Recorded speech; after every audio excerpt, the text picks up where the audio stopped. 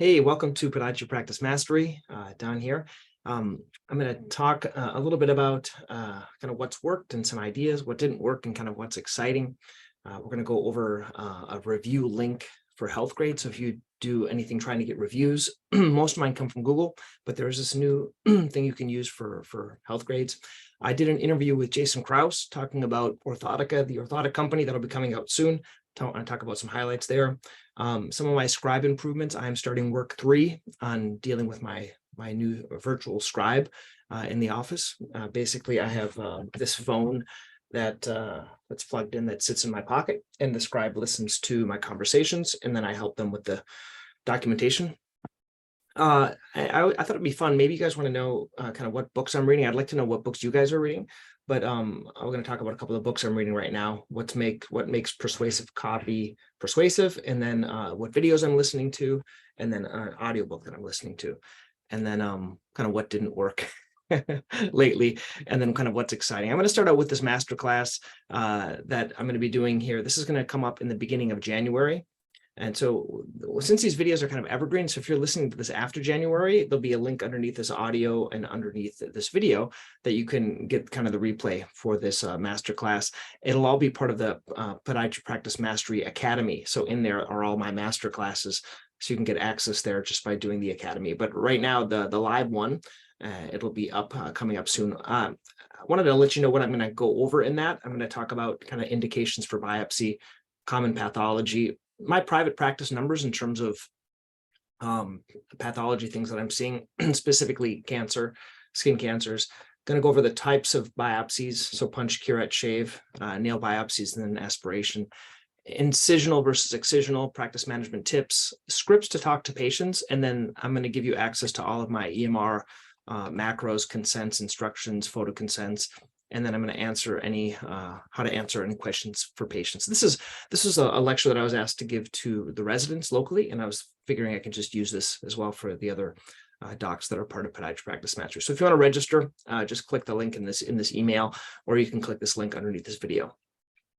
So first here, this is health grades. I don't know if you all use health grades. You can see health grades. There's a couple of websites where there are reviews. I have 140 some reviews on here, and what they have now is they have a direct link to my thing here on health grades, and it talks about would you review, how would you recommend him, review, tell us more about your visit, your display name and email. So it's a direct link that you can put on your website to get more reviews on health grades. Most of my focus is on Google reviews, but if you like health grades, this is another option for you. Jason, I did an interview with him with his lab, Orthotica. Really kind of a neat thing. We were talking about kind of how he got this name, Orthotica, and why in the heck he has this bird right here as his kind of mascot. We talked about some neat things in this interview. The idea of guaranteeing your orthotics. And the way I kind of think about it, and I think you probably are all the same, if your patient is really upset about orthotics and it's not working well, and you've tried to send them back a couple of times, we usually refund them anyway, or I do. And so why not make that into a guarantee and say that, hey, we're going to refund if needed. Free if needed. This was a neat idea he was talking about when he used to be with Dr. Langer, with Langer Orthotics. He even said, well, if your problem is financial need, we do have a financial need program. And no patient wants financial need, but they want to know that you really kind of stand behind them and you think they're beneficial. So that's something kind of is a neat idea. And then some tips about how to develop confidence when you're offering orthotics. And then using this is something that I personally haven't used, and I've recently started to use it for Shockwave. So let me explain this idea. With Shockwave, at that recent course, if you've heard me mention this before, I always say Shockwave, it speeds up your recovery by about 50%, and it's about 80% effective. Okay. Now, I think orthotics are even more effective in terms of being comfortable and not having returns. I would say they're at 90% success rate. So why not, when we're explaining it to patients, say that there is a 90% success rate? And that's something that's going to reduce their restrictions in terms of are they going to work for me and things like that. What's working for me right now is I have this this thing that I say to my patients. It's my 3 patient questions. So as I'm talking about orthotics, I usually say, usually most of my patients, I have 3 questions. How long do they take to make? And I say they're about 4 weeks to make, because they're made specifically for you. How long do they last? They usually last about 5 years. And then how much do they cost? They're $550 for a pair of orthotics. And by saying those 3 questions, I'm kind of preparing for what questions patients have in their mind. So you might have those 3, you might have other 3, but I think it's important to talk about those things. And I kind of do a similar thing for Shockwave now, talking about like kind of going over the questions that patients have. Okay. And then I guess we talk a little bit about to talk or not to talk about price. Okay. And so there's different opinions. I do talk about price. I know some people, they kind of leave it all to the staff about talking about price. I was thinking, and I was talking to Jason a little bit about this. Would you have, those that are listening, any interest in an Orthotics Masterclass? That's something else I'm doing on Biopsy, and I was thinking that'd be fun to get some other people kind of involved and do a little masterclass together with Jason and some other people that are really good at doing orthotics. If you do have interest, let me know. Don at podiatrypracticemastery.com. Let me know that you do have interest in that, and I'll try to put something together. What specifically? Also, let me know. What you want to learn. Is it learning how to do orthotics? Is it you want to learn how to explain orthotics? Things like that. So the Scribe, so he's getting faster. And this is the reason I'm looking down, by the way, is because my dome light is cutting off the top of this slide. Chan is getting a little bit faster, which has been great. What I do now, so I'm going on week 3, there was a little holiday, but week 3, what I do is I see the patient. I do have to open up the chart just to kind of refresh my memory, what the patient's here for.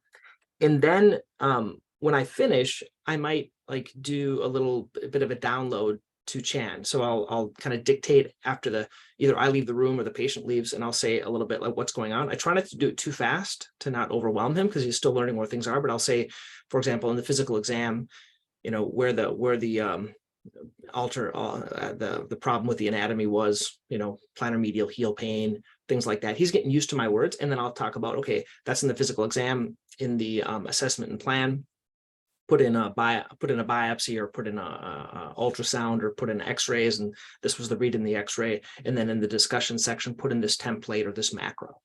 And then what I'm doing is I used to look at it right away, but what I'm trying to do now is I'm looking at it during break between patients. So I'll go patient to patient, and then when I have a little break, then I'll go and I'll ask him, which ones are you done with? And then what he'll do is he'll tell me the charts he's done with, and I'll go and look at and review those with him, and then I'll correct anything. So there's still little things, but he's getting a little bit faster, which is nice. So it's taking, it took longer than I thought, but if you think about doing medical records, it's not too easy. Okay. The problem with wording selection, I find that sometimes the word, and just the same thing when we were in school, we were using these words that weren't as professional. He would put in the note like so, or the things aren't good for you. I didn't see anything. I tell him that, or I tell the patients I didn't see anything on the X-ray, and so he'll write that in the note. Didn't see anything on the X-ray, or not good for you. So I think wording is using professionalism, but this takes something that he has to kind of learn. I think he did have a lot of Scribe training, they say, but the professionalism is something that we're still working on. So if you want to know what I'm reading and why I read these things, this is What Makes Persuasive Copy Persuasive. So Russell Martino, and this is the book that's in my backpack right now. I'm always kind of have a couple of things going on. I'll kind of explain the way I like to do things. I have a book I read every morning. So I basically have my morning routine, which is the gratitude journal.